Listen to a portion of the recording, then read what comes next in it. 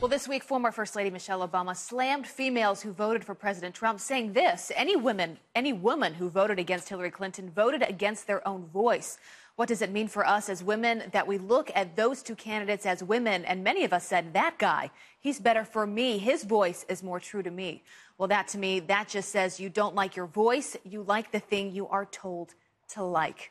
A lot to unravel there. Here to react, our panel of politically active moms. So thrilled to have all of you here. Different backgrounds, different perspectives, and most importantly, all moms. Just quickly, can any of you raise your hand that voted for President Trump?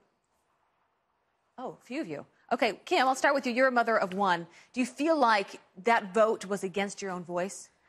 I'm a political consultant, and I tell every single woman that I work with, if you're running because you're a woman, you're going to lose.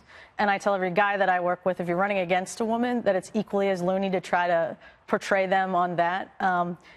The bottom line is it's the issues. I'm a mom, but I'm also a business owner. I'm a Republican, but I have lots of interest in getting my taxes cut and a better economy and good schools for my daughter. And that's what matters to me, not that there's a woman that Madeleine Albright decided to, scold women when she was helping Hillary Clinton. If anybody knows women, they realize they don't like to be scolded. They also don't like to be told what to do. That Exactly. is for sure. Kathy, part of it that got me was when she says, for women who said Trump is better for me, you like the thing that you are told to like, basically saying that anyone who voted for Trump, they were told to do that. Yeah. What's your response?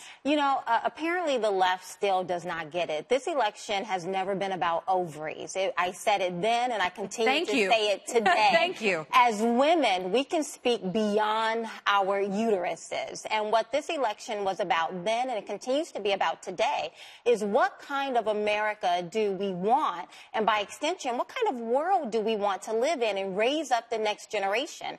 President Trump and Hillary Clinton were offering two completely different versions of America. And just within the last 9 months, we faced some very formidable challenges, from Syria gassing its own people to North Korea's nuclear ambitions to injecting growth, porous borders, and the list goes on. And none of those issues are women issues. They are American issues. And that is how I voted. Yeah. Keisha, I see you have a lot you want to say there. Yes, well, first of all, I agree with Michelle Obama. I believe that having a voice is very important, and unfortunately, a lot of women do not even recognize their voice. I'm raising a daughter who's 14 years old, and if you ask her right now, what do you have? She'll say a voice. Why would any woman feel that a man who objectifies women, who says that it's okay to grab a woman by her genitalia, want that person to be their leader? So it is important. It's about equality, and females have to have the same opportunities as males. And I feel like if a president does not value a woman like he values a man, we're losing in that ability to have equal opportunity. All right, Dr. Jeanine, I want to get you in here because you didn't support Trump necessarily, but you have an interesting perspective. Yeah, so I'm a proud Hillary supporter, and I did not vote for Trump, but yet I see a lot of Republican women in my practice. And what do they tell want you? What Michelle Obama was saying. They want their own voice. So they do want their own voice. They want equal pay. They want access to birth control. Many of them quietly want access to abortion, that type of thing. So I tend to agree with what Michelle Obama said, but then I see my Republican patients' point of view about how they want some things, but not other things. A lot of them are very, very, very concerned about their taxes. I tend not to be a one-issue voter, so I'm looking at the broad strokes of everything. And I imagine they're very independent thinkers on their own. Jeanine, I want to get you in here. Interesting when you hear these comments and you think about, 8 years ago, and Michelle Obama's husband was running against Hillary Clinton at the time. I imagine at that point, who knows who she voted for, but I would guess it was for not Hillary Clinton, Sure. It was for her husband. Oh, I'm sure she did. But listen, Abby, elections are about policies, and identity politics is always playing a role for some reason.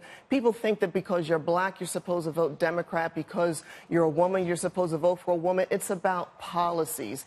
And I think Michelle Obama has insulted over 40% of the women who did vote for President Trump. I find her comments were very condescending.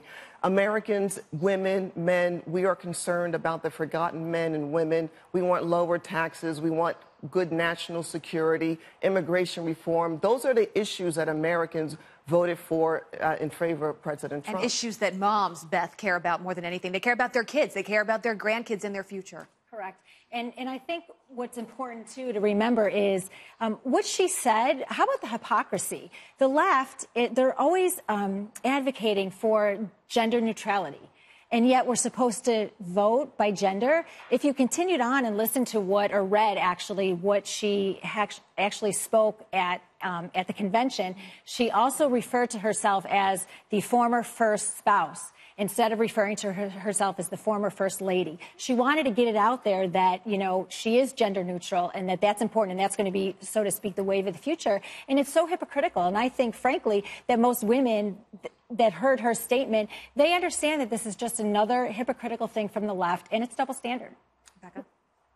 Well, I admire Michelle Obama as a mom, but the days of Stalinist feminism are over, and I wouldn't presume to speak about her voice. Abby, this week, a woman graduated from the basic school at Quantico. She's the first Marine qualified to lead an infantry platoon. And How powerful is that? It's just so great. Action speaks so much louder than any words ever could. Right, and we don't know her name, and I sure don't know her voice. I would never presume to speak for that young woman, that officer's voice. And I think we should all have our own voices. Amen. Well, I'm going to give you the last word here, Jeannie. Yeah, well, I think we all have to take a step back and say this is Michelle Obama. Of course, she's a Democrat. She is going to say she opposes Donald Trump and that we all should. So I don't see anything shocking about what she said. I think we have to go back to the issue of policy. It has been 9 months. What policies has President Trump put forward to benefit women? That's the question, and to benefit all of us. And you can look down the line at some of these policies, including the inability of Republicans to repeal and replace Obamacare, has a huge impact on women. And so there is a policy perspective here that we have to look at, and that's missing when we have conversations. And that's why I didn't want Michelle Obama to come out, because it clouds a really important message about policy, because she's so close, obviously, to the Democratic Party. Well, some great opinions here. I think everyone agrees, regardless of your background, that policy is most important, far more important than politics will ever be. Ladies, thank you so much. I think most of you will be back here in the next 2 hours, so we'll see you then. Thank you so much.